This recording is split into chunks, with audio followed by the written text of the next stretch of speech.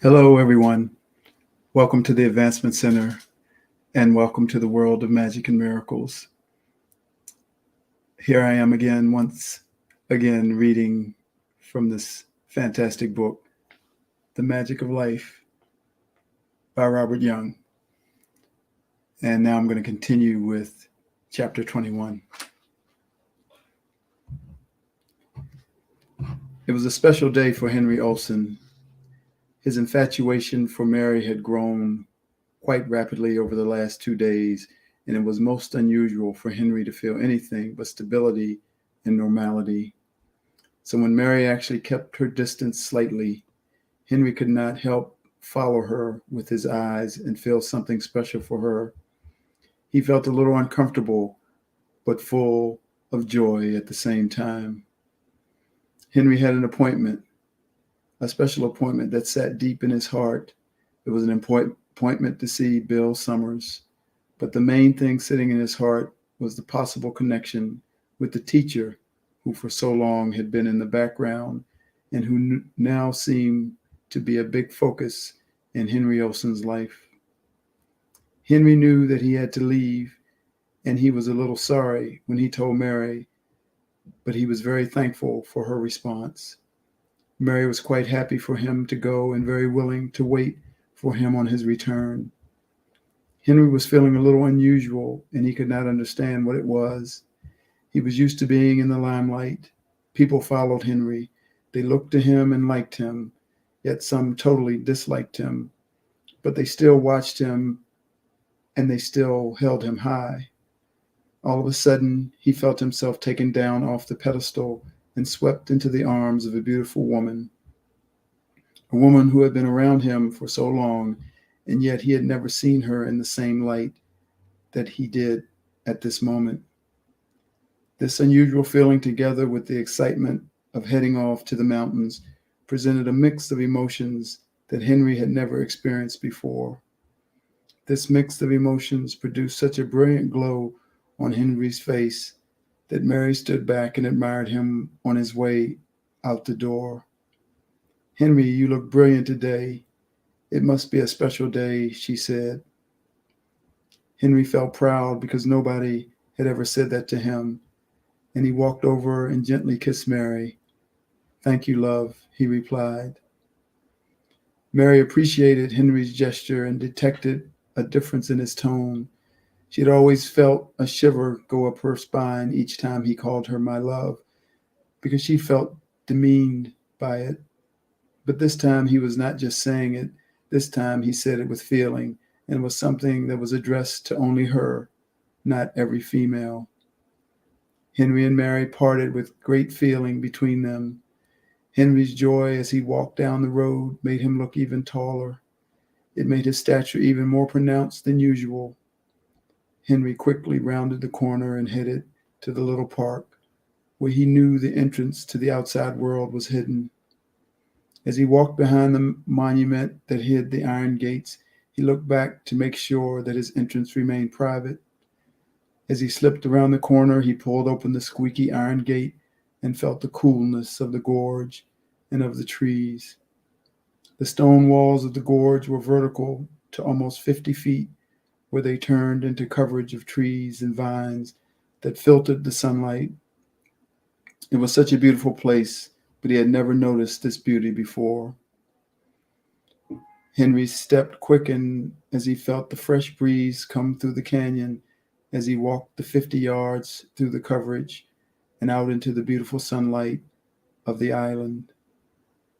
Usually they did not see the sunlight until midday in Norwich, and yet here it was only 7:30 a.m. and the sun was brilliant already.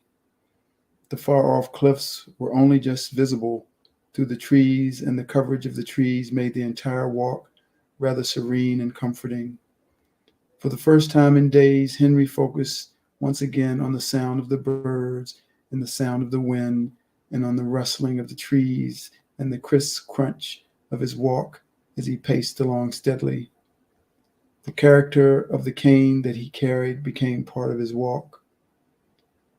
Henry always walked with a backpack fully supported with water, food, and a medical kit. He had never used any of it on any of his trips, but it was the best he could buy, and he felt comfortable and relaxed walking along with his backpack. Those sort of things interested Henry. His clothes were the most suitable for walking, his shoes were the most suitable walking shoes, and his hat that made him look like he came from Sweden was very characteristic of his style of dress. Henry paced along for 45 minutes and then had a sudden feeling that he should slow down. He reduced his pace and wondered why it felt quite comfortable doing so. As he moved along, he felt once again that he should slow down a lot more, almost to a stop. He moved steadily and quietly, and as he did, he saw a small reindeer through the thicket. It was a beautiful young and slender reindeer. Henry remembered that reindeer had been brought to the island many years before. It had been spoken about but never seen, and now there it was, right in front of him, this slender, delicate creature, just looking at him.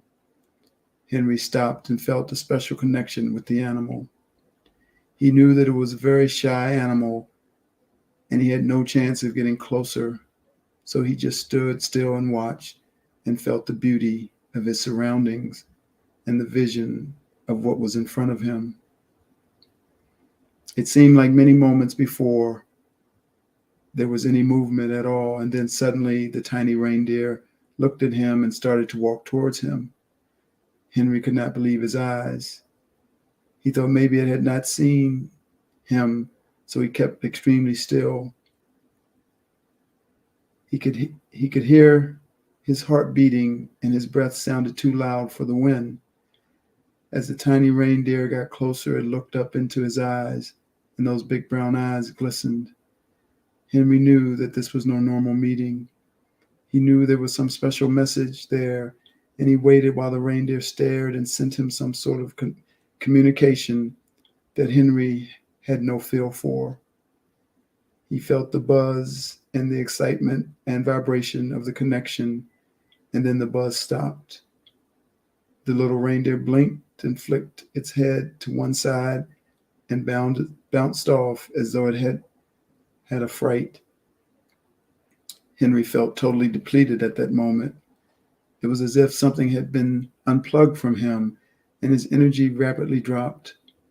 Suddenly it rose again, and he felt conscious, but when he searched back in his mind, he could remember very little, except seeing the reindeer.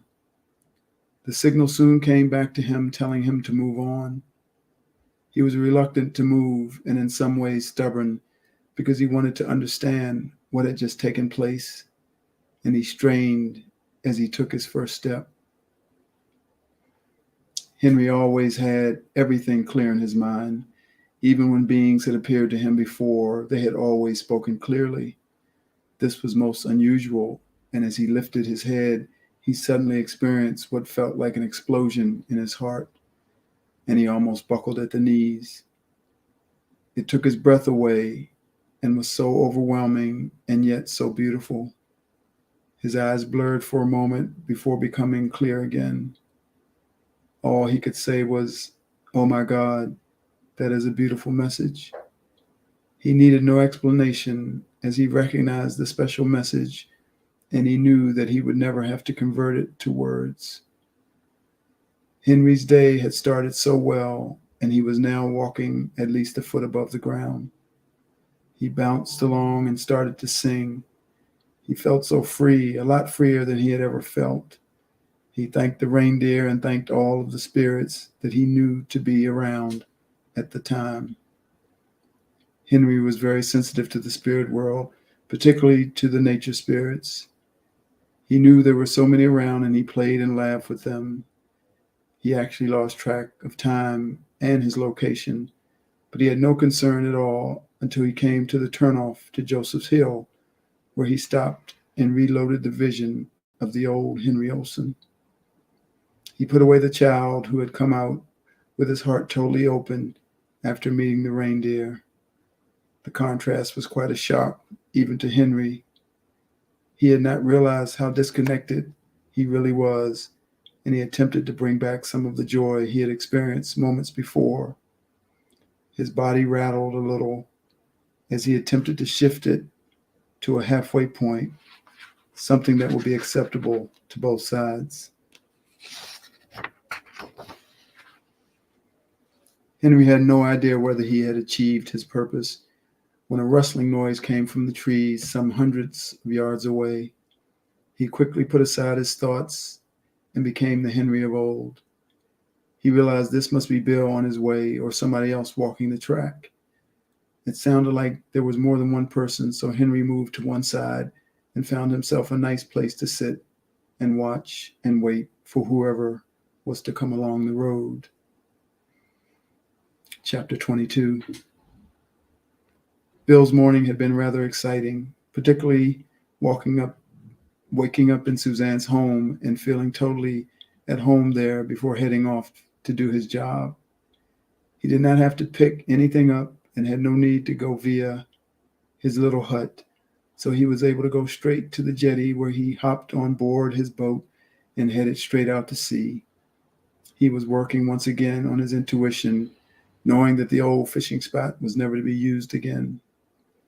He headed a long way out to sea and then found that he was starting to feel uncomfortable, so he changed direction and headed south to keep well out of sight of Norwich.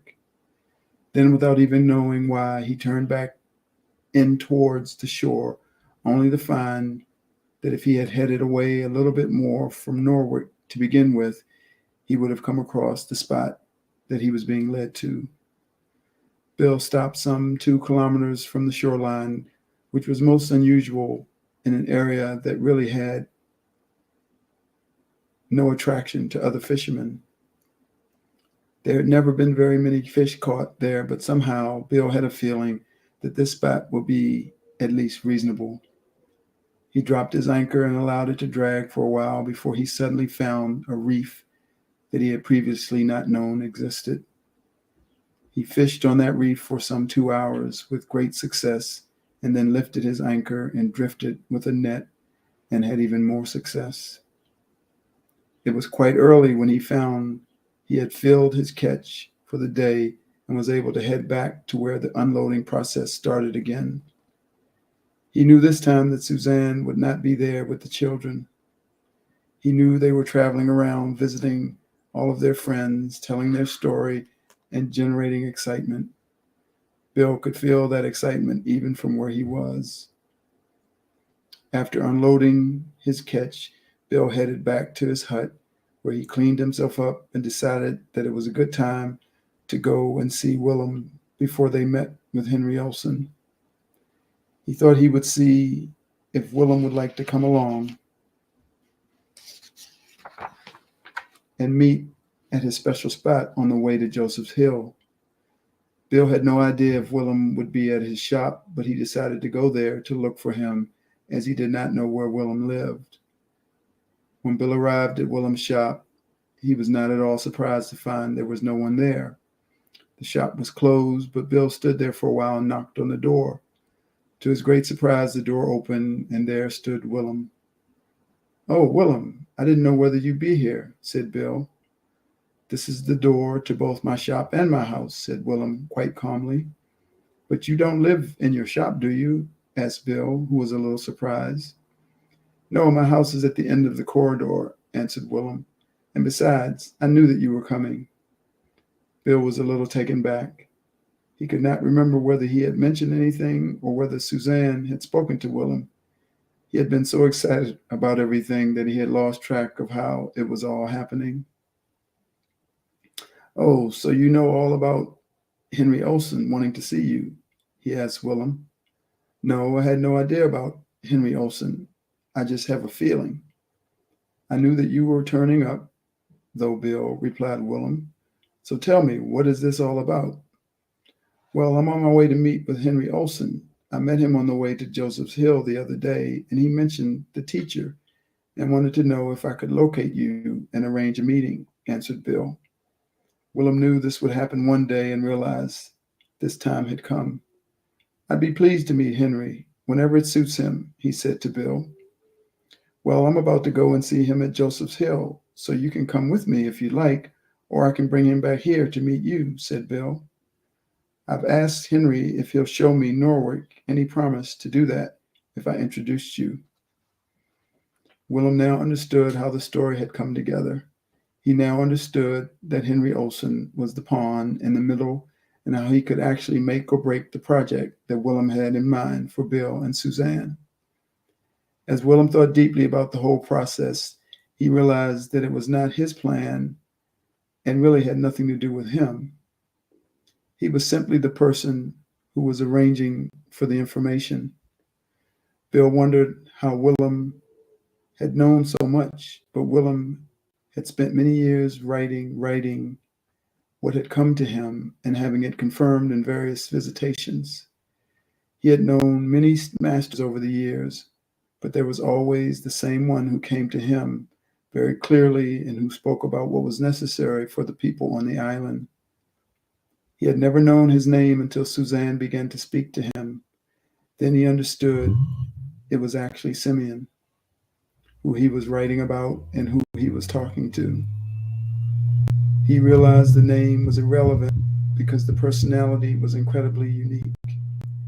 He knew that Simeon was connected to the island as a project, that he overlooked many things and made sure that people survived in a manner that was reasonable, even though there was suppression all around. Willem quickly replied, "That's no problem, Bill. I have nothing at all to do today, so I can come along with you." "What about your shop?" asked Bill as he stood there with his eyes open wide. "The shop has no set hours. It opens and closes when I decide to open or close," Willem. "But what about Suzanne?" asked Bill. Suzanne knows that you won't be back until late. That's why she planned a holiday for herself and the children. So don't be surprised when you get back and she understands more than you realized," explained Willem. Bill smiled and wondered how Willem could be so wise. Bill had been with Suzanne for only a short time, but had known her all her life, and he knew that Suzanne would be extremely happy about what was happening today. Bill stood there waiting for Willem and slipped into a daydream as he looked around at the trail in the distance, the one that they would walk along to get to Joseph's Hill. He wondered how far it was to the trail that led to Norwich, just as he had wondered all his life. As a child, he had sneaked up to the top of the cliffs a few times and found that he was so frightened that he had to leave quickly because of the threat of what may happen to him if he looked down on Norwich. Now here he was, all grown up, with a wife to be, and was about to break the rules that had controlled him for all those years. He realized that his mind was totally occupied with all the restrictions and all the possibilities of what could happen on his way to Norwich. He realized that he had to have his wits about him. He had to stop disappearing into these thought patterns. He had spent a lot of time at sea, and he knew what it was like to disappear into your thought patterns. That sudden loss of concentration could be the death of you, and although it was much safer walking, he knew that he still had to be sharp. Bill tried to pull himself out of the daydream. He shook his head and looked up and found he could see a lot more than he had seen when he was looking. A lot more he had seen when he was looking out before. He could see the dog from next door actually looking over the edge of the fence. He saw various animals and birds that were sitting in the distance looking at him, and he smiled and said to himself, "That's better. I don't want to leave anything out. I need to know exactly where I am and what I'm doing." Willem appeared as the door slammed heavily from the other end of the hall. Willem mumbled to himself, "I'll fix that door one day," then turned around and faced Bill at the other end of the small corridor. Bill smiled. Willem returned the smile and walked on slowly towards the front door that Bill was holding open. As they walked outside, Willem locked the door behind them before turning around to gaze up and breathe in the fresh air. "Well, Bill, it's a beautiful day. I guess we better get going," he said as he looked at Bill. Chapter 23. Willem and Bill headed off on their way along the beautiful path that led along the edge of the hills just off the border of the little township.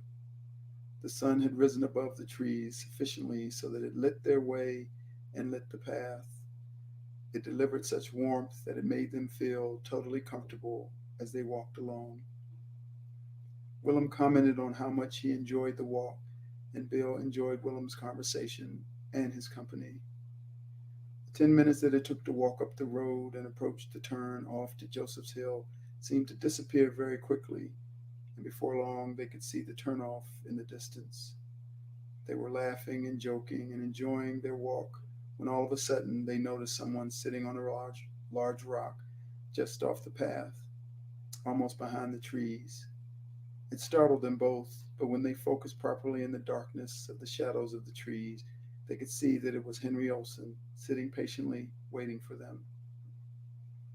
Bill had not expected to see Henry so early, and he thought the meeting place was to be at the top of the hill. He then thought that it did not matter where the meeting took place, as they were just about to meet up with Henry. Bill waved to Henry, and Henry waved back. The last 20 yards seemed to stretch out forever.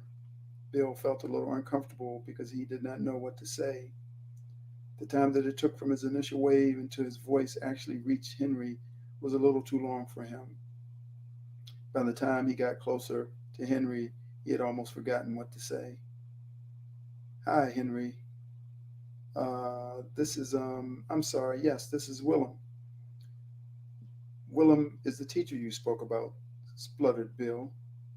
Henry jumped up off the rock, realizing he was being a little rude by just sitting there. If that had been Bill on his own, he would not have worried. But when he realized Willem was with Bill, he moved quickly. Oh, I'm sorry. I didn't realize that you were the teacher, said Henry when he greeted Willem. Henry was feeling a little embarrassed. I'm aware of that, replied Willem. And now we'd like to go with you into Norwood so that Bill can have a bit of a look around. We can talk on the way. Henry snapped to attention and fell into line directly behind Willem, leaving Bill to walk behind him. This did not concern Bill, as he was always good at following behind, but it certainly did not show Henry's manners in any way at all. As they rounded the next bend, Willem turned to Henry. Henry, let Bill take the lead, and we can just wander along behind him and have a yarn. I'm sure Bill will find the way. Bill was a little surprised, but he did exactly what Willem suggested. He scurried around Henry, up past Willem, and took the lead. Then, to Henry's surprise, Willem took him by the arm, and pulled him close to his side. Here, walk alongside me. The path is not that narrow, and we can hear one another better, said Henry. Henry was a little uncomfortable. He knew that he had ignored this man many times in the past, and now here he was standing alongside him, shoulder to shoulder, feeling like Willem was about to place his arm around him. Willem was like that. He had dealt with children and people all of his life, and he knew how to get close, and he enjoyed it. He also knew how to melt away people's discomfort. They had walked only a few paces down the road before Henry relaxed and started to feel a little bit of the child come out again, and he felt a lightness similar to the way he had felt as he walked away from the reindeer. Suddenly, out of nowhere, Willem said, I can see that you must have been surprised when the reindeer stood in front of you. Henry immediately stopped and looked surprised at Willem. Willem grabbed him by the arm and coaxed him along further. You see, I know about the reindeer, and I know how people feel after they've seen him. In fact, it's a she, a little lady, a very special little lady at that. I only come across people about once a year who, like you, have seen the reindeer. About once in every 5 years, I see people who feel like you.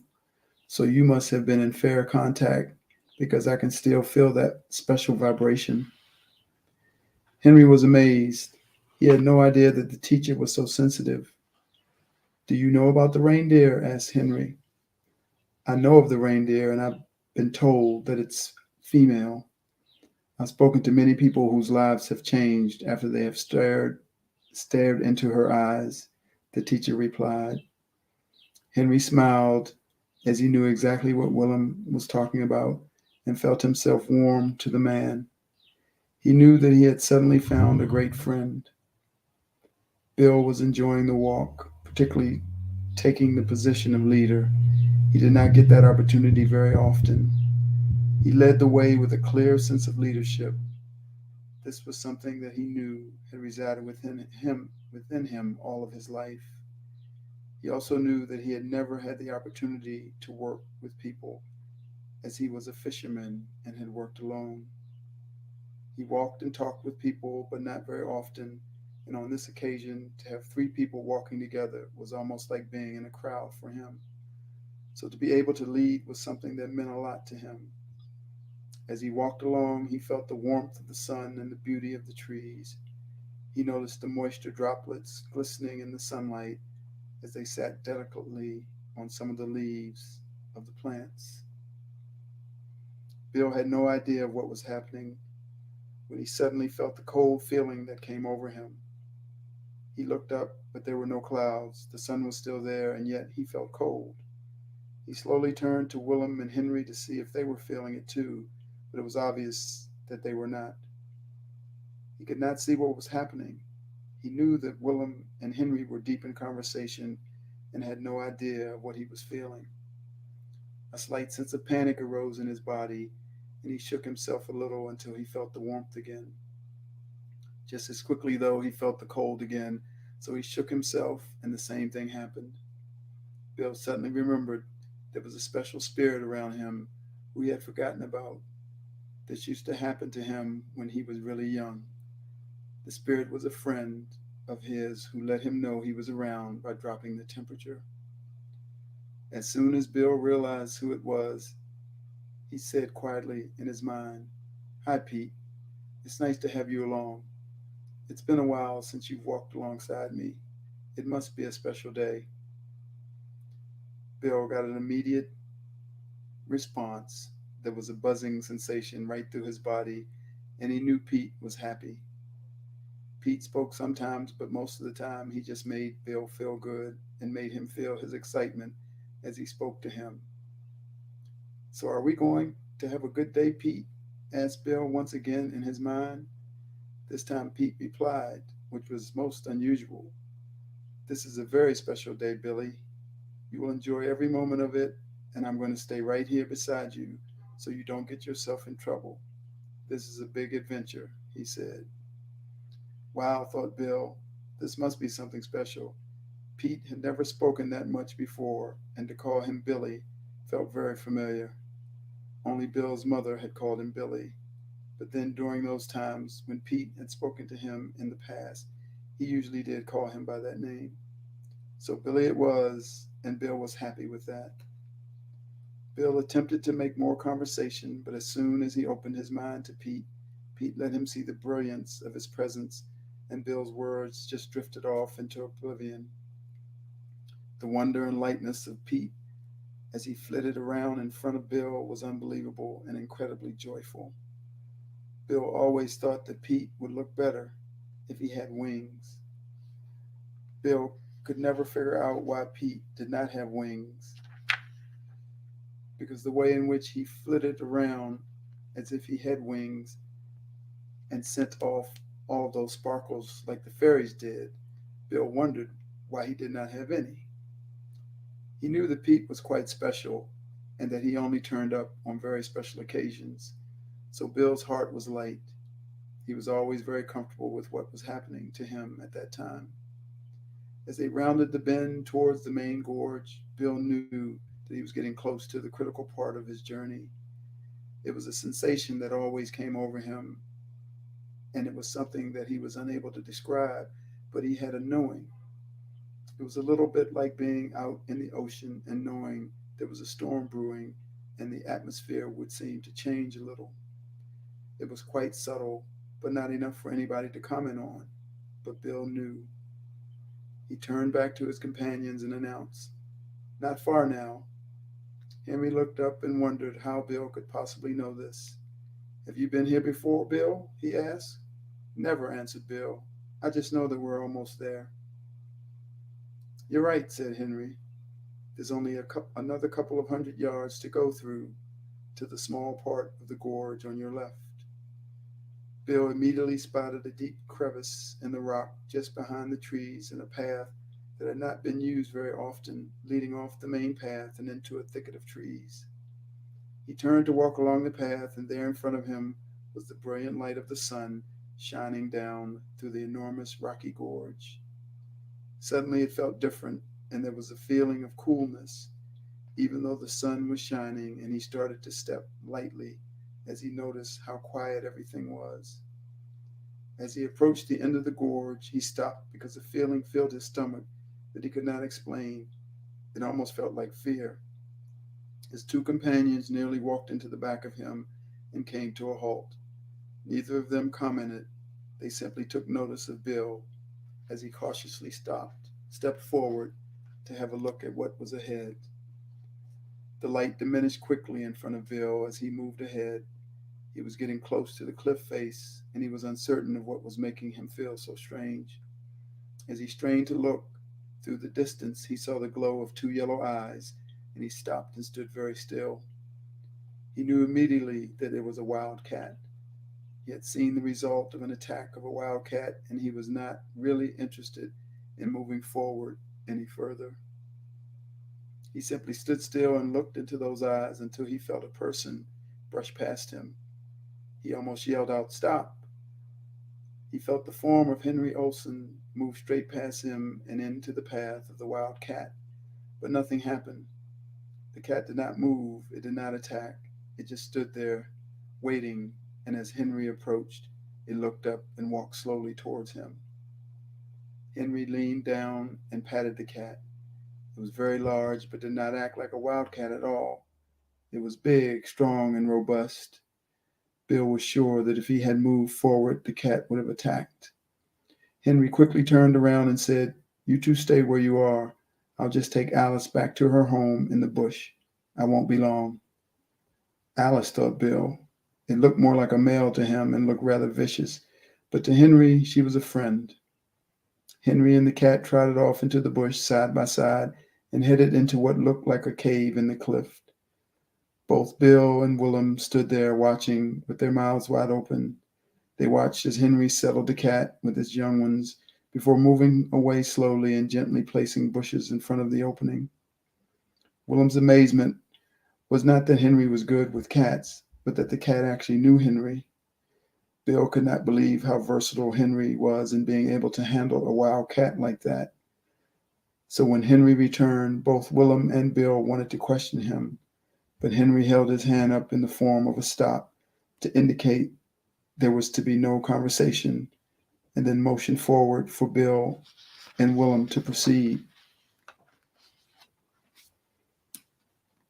Bill took his place in the lead once again and walked off down the path. They had walked only 20 to 30 yards when they arrived at a gate.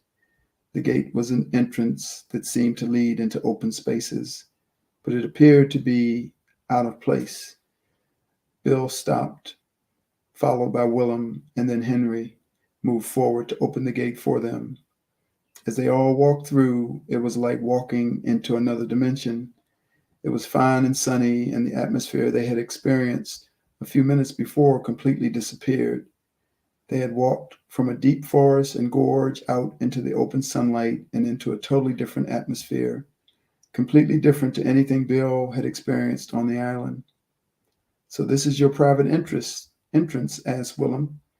"I could have saved myself walking a lot of miles over the years if I'd known this were here." Henry smiled. "I think you're probably the only two besides me who know about this entrance. I suppose that's the beginning of opening the entrance to other people, unless, of course, you wish to keep it a secret." "It means nothing to me that you have a private entrance, but it would be nice to use it to save my legs," said Willem. Henry understood what Willem was saying. "That's fine, so I don't have to worry about anybody else wandering through my entrance," he asked. "Not unless you prefer to tell people yourself," said Willem. Bill was listening, but not focused. Although they were behind some rocky outcrop that had been carved into several statues, he could see past the end of the carvings. He could see many houses. They were so close together that he wondered how they lived. He wondered how people handled living so close to each other, and how they could grow their vegetables, and how they could keep their animals. It was so different to what he was used to, and he was keen to move on to see more. Henry immediately sensed that Bill was not focused on what they were saying. He walked up alongside Bill, placed his hands on his shoulder, and said, "Welcome to Norwich. I think what we'll do is give you a very quick tour, but we'll do it from the top floor level of my house. So if you'd like to follow me, we have to go through this part and turn the corner to reach my main entrance. Well, I should say, the main entrance to my dwelling." Henry had a slight smirk on his face as he looked at Willem. He was remembering the number of times he had been chastised by Willem for his incorrect grammar in the past. Willem's expression did not change, certainly not like it did many years ago when he would comment on Henry's bad grammar. The games of childhood were still being played, and both Henry and Willem had enjoyed the interaction. Bill, on the other hand, had started to walk on and paid no attention to what was going on between Henry and Willem. He had walked out into the open area and was looking around at his surroundings. Bill looked back at the monument and wondered what it was for. It looked like some sort of carving of something unusual, and he had never seen anything like it. As he stood looking at the shape of the houses and the streets and all of those fences, he shook his head and looked back again. He looked up at the mountains and the cliffs that cut the whole area off from the island and realized Norwich was rather large. It was totally cut off from the main island, and it was a totally different place. Bill could see glimpses of the beach, which seemed to run for miles, with beautiful white sand. The cliffs that normally ran right along the waterfront were back some kilometers from the shore. It looked as though the sea had moved back away from the island and allowed the place of Norwich to be created. Although it was strange to Bill, he could understand its beauty and its attraction, and he felt rather comfortable, but had no idea how people could sustain themselves in such a place. There seemed to be no space for any crops and no room for anything else. He wondered to himself, where would you walk? What could you do? He then turned around quickly as Henry and Willem approached him, and found himself starting to talk and ask questions one after another.